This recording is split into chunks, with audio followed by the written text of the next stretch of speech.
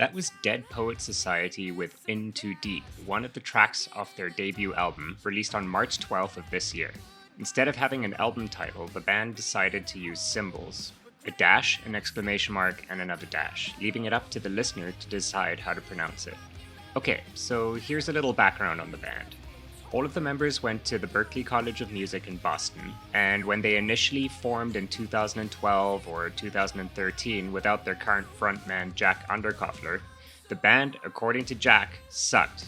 His words, not mine. Apparently, there were even memes going around Berklee about them being the worst band in the school. And Jack, whose best friend was the drummer in the band in those early days, convinced his friend to leave the band and then somehow ended up as the band's frontman in 2013. This is when their sound changed dramatically and they discovered the unique guitar sound achieved by playing a homemade fretless guitar thought to have been broken, which they just decided to bust out during band practice, and boom, they had that sound. Go and listen to one of their early songs, Low Air, and you'll hear what I mean. It's just such a unique killer sound. Anyway, so Jack graciously took my Zoom call while waiting in an airport to board his flight. So, disclaimer, you might hear some announcements going on in the background and some awkward pauses while we wait for them to pass. I decided to keep them in just because I thought it was funny. Jack and I chat about the early days of the band, the making of the album, and the ideas behind the cryptic album title and the imagery of the album art. Here's my chat with Jack of Dead Poet Society.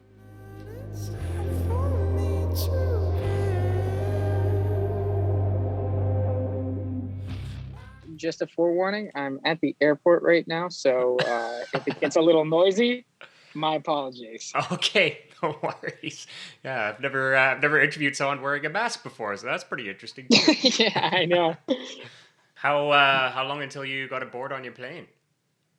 I got an hour.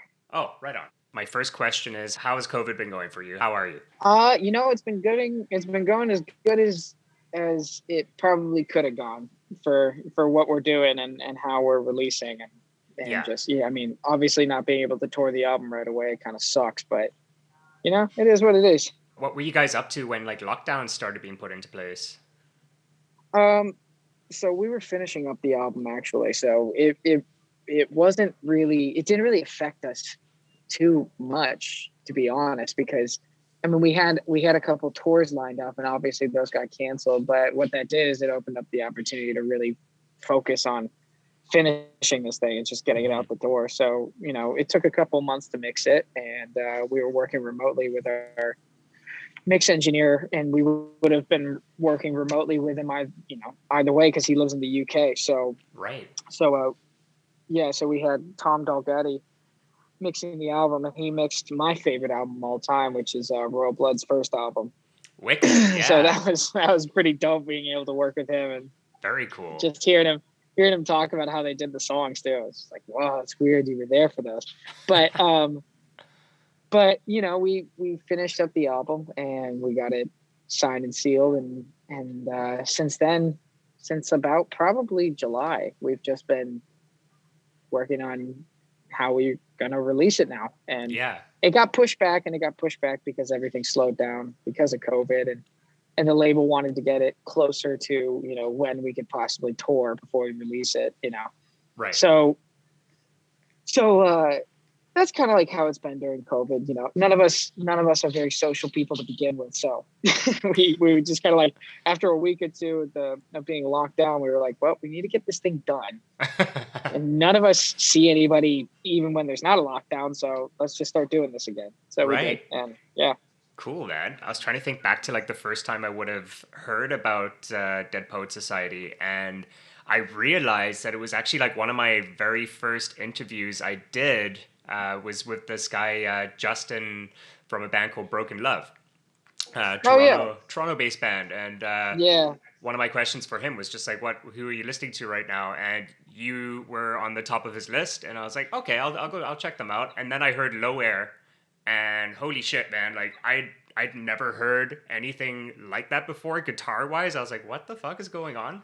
And then I got your press release and I heard the story behind the guitar, which I'd love to get into a little bit. But I remember hearing that, and that was back in 2018, I think, when I first heard that. And then when this interview possibility came up, I was like, sick, I'm a big fan already. Yeah, So that's fuck yeah, wicked. man. Do it. It's awesome, man. Yeah. That's cool. Yeah, that's cool that you heard Low Air. I mean, that's kind of been a baby of ours for a while. That's a song that I'm still to this day pretty proud of. Yeah, you should be. It sounds so unique, like for anything like in the world of like I don't know. I would compare you guys to Royal Blood in terms of your sound, but your sound is still like very unique to you guys, if you know what I mean. Like, yeah, I meant that in like as Well, that's a good. compliment. That's good. I get paranoid about sounding like them too much, you know. But uh, but yeah, thank you, dude. Thank you. Yeah, Yeah. Low Air was that one kind of came out of nowhere, to be completely honest, because that riff in the chorus breakdown thing, which is like the boom boom, that was actually written completely separately from the verse riff that I came up with, which is like what I sing over Hmm. in those sections. And we didn't really think about putting them together, but we were just fucking around and we were like, all right, let's just sandwich them and see how it works. And we were like, whoa, it works. What the heck? So we were Yeah. like, so we just said, fuck it. Let's try to come up with a bridge, and then we'll be good. And I actually remember coming up with the bridge part, the heavy part, about 2/3 of the way through the song. It was like, I was sitting in a class. I can't even remember what class it was, but I just started saying "Bono, bono, bono" in my head, and I was like, "Oh, that's sick." So I just left the class and went outside and recorded it on my phone, just singing myself singing into it. And I took it home later that night, and we put it on guitar, and it worked. And so we were like, "Okay, well, I guess we have a song now." That's really cool. That's really cool. So this class that would have been back at Berklee.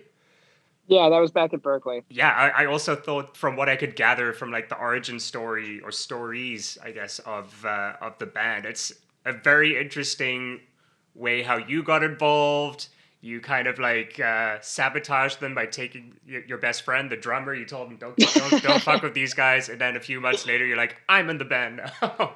Yeah, I know. It was so hypocritical. It was so fucking funny because it was just like they were so bad, and so I was looking out for my friend. I was like, dude, you gotta get the fuck out of that band, man. Like, it's just they suck. And there was like a meme going around Berkeley talking about how much they sucked, and then 6 months later, I'm in the band. So what's your friend doing now?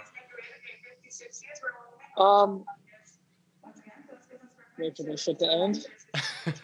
How noticeable is that through the it's microphone? it's not too bad.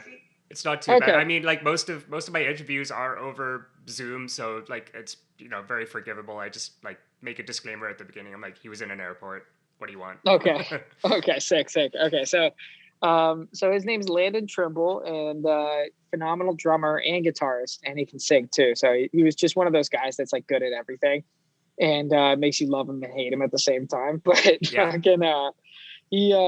he does a lot of composition, like I think trailer work now. He lives in Vancouver, Canada, so up there, opposite side of the country from you, but Okay.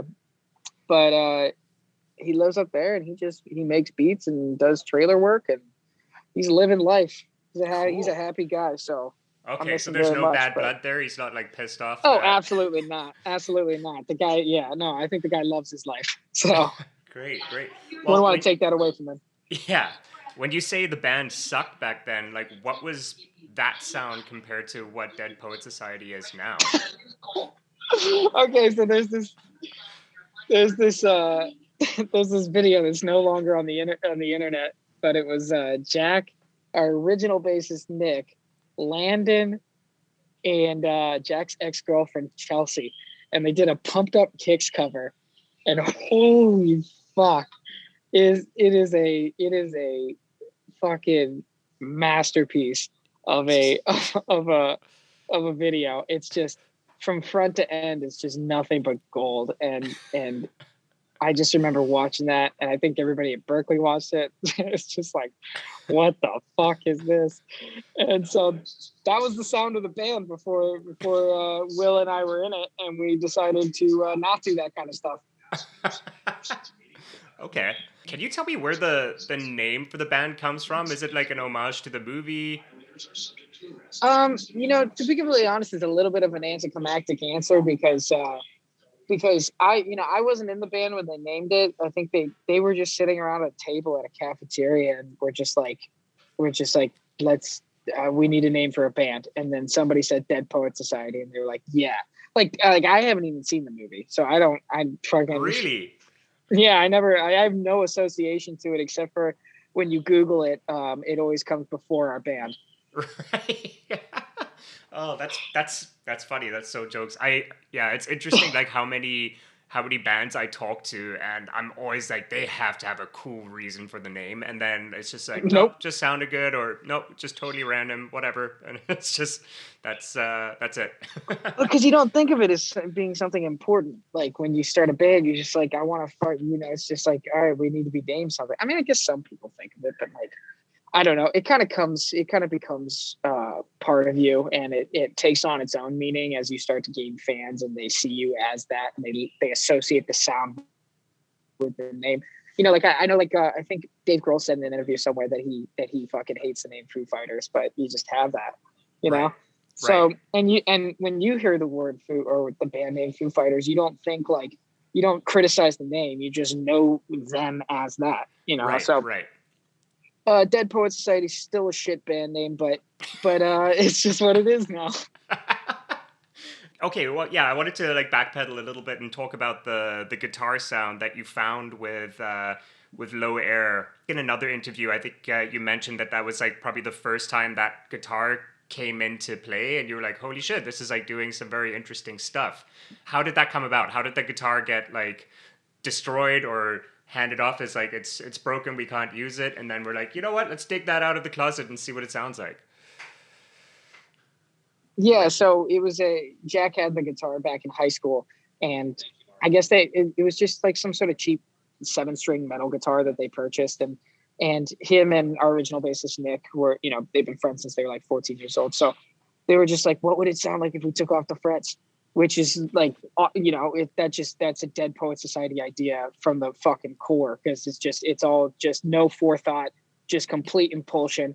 Let's just do something, and then it ends up being a really bad idea. And because they took off the frets and they were like, well, we ruined the instrument, oh well. And then it just sat in his room for years, and then I think our sophomore year of college or junior year of college, Jack brought it up and was like, yo, check this out, it actually kind of has like a weird sound to it. And I was like, oh, sick, okay, yeah, we need to write something with it. And because like the thing was, you couldn't play it like a regular guitar. You can't make chords. You can't. It's like you have to play single notes, and then the intonation's all weird. So you can't like do like scales or anything on it.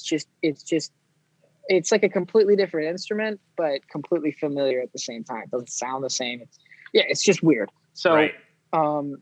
so it opened up this opportunity to just make sounds that you couldn't make with a regular guitar, and it just sounded so fucking crazy to us that it allowed us to write songs like Low Air, and it's just kind of become like a staple of our band. Right. It's like how So we write. so when you're performing live, does that guitar come out on stage or? Yeah, it Yeah. does. And actually, we're in the process of building like an actual nice fretless guitar right now. Oh, cool.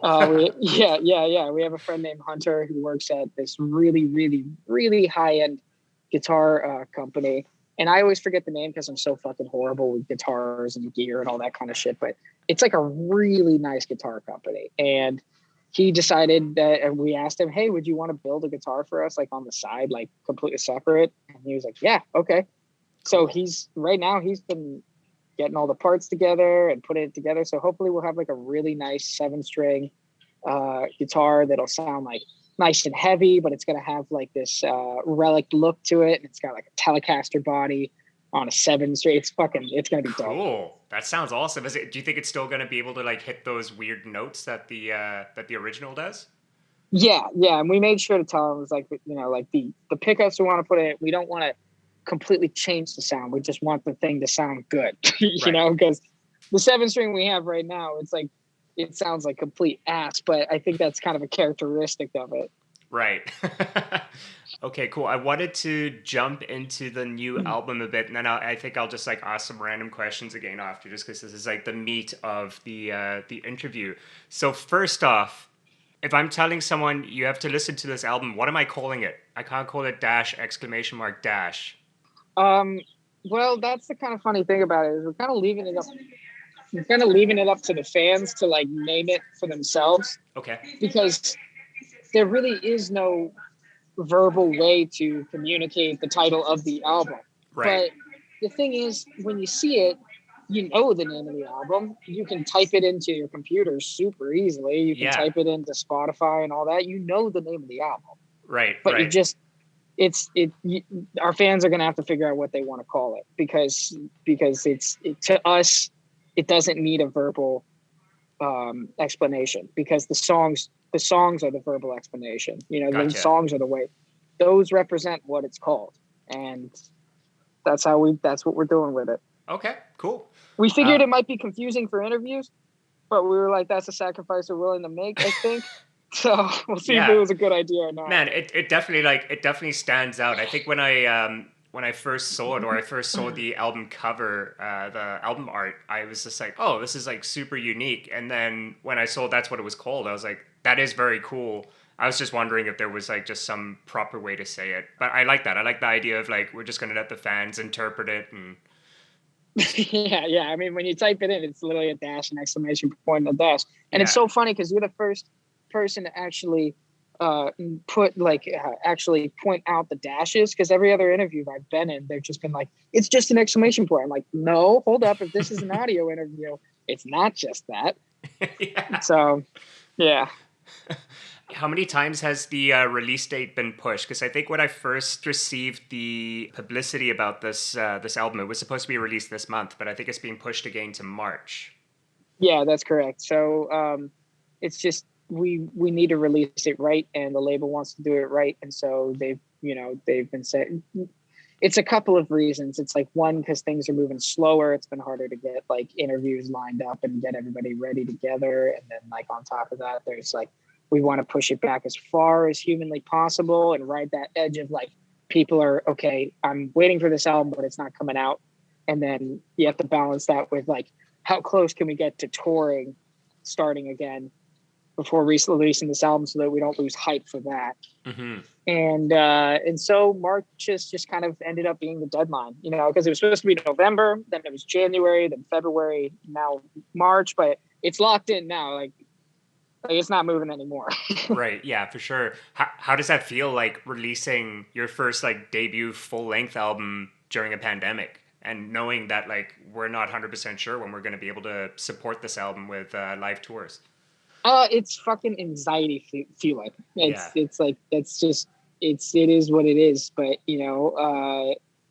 I'm pretty confident in it. I'd like it to do really well, and if it doesn't, well, we've already started on album 2. We're already writing Okay. songs, so it's like we just won't let off the gas. We've been doing this for 8 years, Yeah. and it's been a slow but steady growth for us. We haven't had any like pop off explosions, and honestly, I've gotten to this point, and it seems like it's actually been a benefit, because it's not like we went up and went down. It's been a steady growth since the beginning of it. So if we release this album, I know we're gonna have fans that absolutely love us, and they're gonna listen to it, and they're gonna connect with it, and it's just an opportunity to just take that next step and grow a little bit bigger, and eventually we're gonna get to the point where we have a fully sustainable career out of this, and touring Hmm. will start again. We're not concerned about that.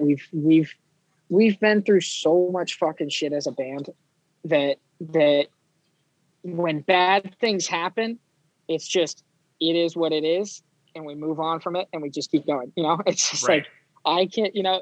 I'm not trying to like say like, oh, we've had it so hard, but like, we've had like a lot of fucking upsets in this band to the point where it almost feels like we're in like a music themed universe of the show Silicon Valley.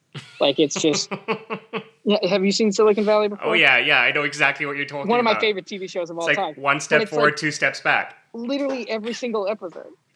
Yeah, exactly. Literally every episode has that, and that's what this band kind of feels like sometimes. So it's just like we've gotten to the point where we just say it is what it is, and then we just move on. Cool. Keep plugging away. Why did you decide to do the dash exclamation mark dash as your thing? Was there a reason for it, or was it again just like a typical, like it seems to be a theme with the band? It's just like, oh, that's cool, like let's just go with it, or were you guys just like, oh, this could be cryptic, it could be? Well, when we saw the symbol for the first time, and it was either me or Will that came up with it. We were just, when we played the music behind it, it just felt so representative of what the music was. Yeah. It was just, it fit so well with us, and it fits so well with what we write, that we just kind of knew, yeah, that's got to be the title of the album. And it might cause some confusion, but it is so perfect for it. And it makes us, you listen to every single song while looking at that, and you just get it. Yeah. At least for us. Totally agree. Yeah, I like that. That was the reason, because like it's what I've been doing for the last couple of days is just playing the album on repeat and then just looking at the album art. One of the reasons I love vinyl so much is just that, you know, it kind of forces you to...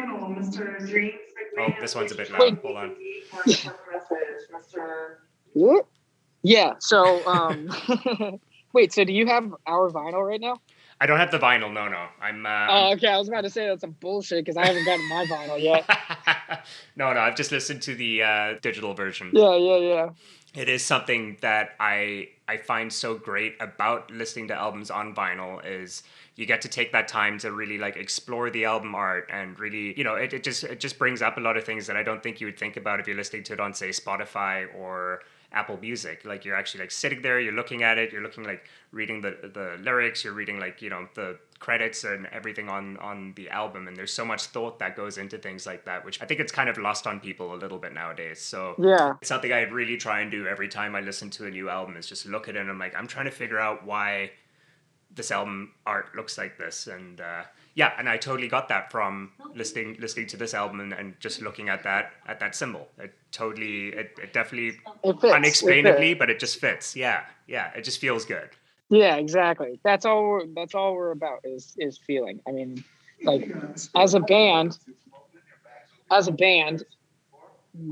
or just as an artist in general, it doesn't matter what field of art it is, your whole purpose is to evoke feeling and emotion, and through that feeling and emotion you get connection, and that's what speaks to people. I mean, there's no prefrontal cortex analytical side of art. There isn't. Mm-hmm. There's people that go through and try to make it something, you know, left brain, but it is completely right brained, and so whenever we make a decision on something creative, it 100% always comes down to, does it make you feel something?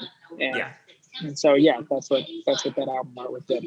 Cool. I read that the album, a lot of the album is self-produced, which I thought was really cool, and which made a lot of sense when I realized that all of you guys went to Berklee. I would imagine you have gone through a bunch of schooling to like really fine tune what you want to hear and stuff. But I was excited now for you to say that Tom worked on it, and then as well as Alex Newport. Just for people that don't know, he's worked with one of like Canada's biggest artists, City and Colour, as well as like Block Party and Mars Volta. So he's got a very impressive resume, as well as Tom. How stoked were you to get those guys to have their hands on this? It was fucking awesome. I mean, Alex Newport first did American Blood. We just did the single with him, and it came out better than anything we had ever released on our own beforehand. So we naturally decided, okay, well, let's do more songs with him. And so we picked 4 more songs to do with him. And it was actually 5, but we ended up cutting one because it just didn't come out right on the writing end of it, not the producing end of it. But we did those 4 songs with him, and And then when it came to the mixing process for us, we decided, okay, well, we kind of want to hear something kind of like this. And so with his production, and then we took it over from the mixing and added a couple things that we wanted to hear. But overall, I mean, I haven't talked to Alex in a while, but but he's just so fucking cool and just fun to be around. And he's just got this really quiet, but like very energetic and awesome presence. I know that sounds like an oxymoron, but it's just I don't know. He's just super cool, and I loved hanging with him, and I loved absolutely loved doing those 4 songs with him. So then Tom Dolgetti, I mean, fucking that was freaking stoke and a half there, because I just I just was just the entire time just thinking like, wow, this is the same guy that mixed Little Monster and Out of the Black, and holy shit. So, and he's also a super sweet guy. So that overall was just a fun experience. He ended up ultimately mixing every song except for Coda on the album, I'm pretty sure, and Future of War. Cool. Is he someone that you reached out to and he said, yeah, sure? Or was that like a label thing that made that happen? The label connected us with him. We kind of picked a few engineers that we wanted to work with, and then I think he was suggested. Our A&R Darren said, "I think I can get this guy. Like, if you guys want to work with him." And we were like, yes, okay, cool, yeah, that's awesome. Sure, that'd be cool. And, whatever. yeah, exactly. We got on the phone with him, and he was like, "Yeah, I really dig your music. Let's do this." And so that's how it happened. Cool. And what is Alex's producing style? Is he very hands-on and likes to be experimental with stuff, or does he kind of let you guys go and do your thing? He's an awesome kind of mix of both. He let us do our thing, because I think that something he understood, and that we kind of can bring up conflict sometimes, is that we are very, very, very, very particular with how we sound. We know ourselves better than anybody else, and so it's always a very risky to bring somebody on board to help you with something when you already have such a specific vision. Right. And that was what was so awesome about Alex, is that he did his, instead of trying to put his own, force his own production style on it, he took his production style and adapted it to our sound, and it was just awesome. It's just such a refreshing experience to work with somebody that gets you, and shares a vision for what you're trying to do. Yeah. And I mean, I'm sure that's the goal of every great producer. And yeah, he just knew it. So yeah. Cool. You're on Spine Farm, right? Yes, we're on Spine Farm. When did that happen? That happened actually last April, but we didn't announce it till September. Okay. Yeah, that happened. That was kind of like, so we've had numerous calls with labels that tell us that they're fucking stoked to work with us. I can't wait to get on board with you guys, blah, blah, blah. And then they'll just straight up fucking ghost us. And that's happened so many times. And except with Spine Farm, they stuck true to their word, and our A&R is just a fucking awesome guy, and he loves our music to death. And that's exactly what you want when you're bringing people on board, and you're bringing teammates, like our manager and our lawyer and now our label and A&R specifically, is you just want people that 100% believe in your music, like at the very core of the reason they're working with you. Yeah. And that's it. So sorry, what was the original question? just how the whole signing happened, I guess. I just find it interesting, bands signing during a pandemic. Like, have you met anyone from the label in person? Has it all been over Zoom?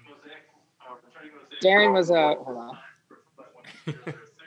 I'm totally keeping all of this in the episode, by the way. I think it's so funny. Oh yeah, don't fucking cut this shit out at all. Darren's the only one. Darren and and Maria, and we've met the head of the label, Jonas, as well. And yeah, we met them in person. Okay. Met Jared a couple times in person, and just always got a good vibe from everybody. So it's I mean it's turning out pretty good so far. So Yeah, absolutely. Yeah, I totally get that too, working with people that actually really care about the band. Like my background's in film and started a small production company, and we were doing music videos for like local artists. But the thing is with that, there's usually like not a lot of budget, and so the people you're bringing on, you really have to find people that just love what it is you're going for, just so that the passion they have is not, they're not treating it like a job, they're treating it like something they actually like really love doing and believe in, and that makes such a mhm. difference. So it's really great that you found that in a label. Yeah, yeah, absolutely. Feel very fortunate. Okay, this next one might be a bit tough, and you can give me maybe a top 3 or 5. But what's your favorite song off the new album? Favorite song off the new album. Personally, I think "Haunted" is probably my favorite song off the Cool. album. Yeah. Uh, because I think that one's just very personal for me. And "Love Me Like You Do," um, and probably "Love You Like That." Cool. I think those are my tops. Well, that was easy. Okay, I want to pull it up for a sec, but I do want to talk about the album art. I know we've talked about the symbol. I did want to know about the other imagery going on there. Like you have like the newspaper clipping type thing, and then just that like nice red symbol on top. What was the idea behind that? So the newspaper is kind of an homage almost to how we kind of started as a band. We've always had, when we first started as this band, we had this before Peaky Blinders was even out, or I think before we even knew about it. We just really liked the vibe of like early 1900s mixed with heavy rock. We just thought it worked so perfectly. And we Okay. thought it was dope. So we used to kind of like brand ourselves that way quite a bit. And I mean, obviously to a certain extent that's cringy as fuck, but we used to dress in like fucking overalls and shit like that. God, I'm so glad we don't do that anymore. But um but that kind of, we kind of ditched that style, but we still like the look of that old kind of feel mixed with like a really modern sound. So the newspaper kind of always fit that brand, and we just kind of dove into it deeper and deeper. And we'll probably do something. We'll probably change it up for the next album, but it just, yeah, once again, it just felt right, Mm-hmm. so we did it. Yeah, for sure. I like that a lot. Yeah, I definitely from again when I was like fixated on this album art while I was listening to the album, I got vibes of like V for Vendetta. So like just like some sort of like we're trying like a manifesto type thing. Hmm. And then yeah, a speakeasy vibe, which goes totally hand in hand with like Peaky Blinders or Boardwalk Empire or anything like that. Yeah. Yeah, so that's cool. That's interesting. I just love talking to musicians about music and what they're listening to. Has there been like an Hmm. anthem or an artist that's like really helped you get through the whole pandemic? Someone that just like really just been helping you deal with things when things get really bad or stressful or anything like that? I think fall back to nostalgic music wise. I don't know, if I want to feel good, I'll listen to like Leon Bridges or like Coldplay.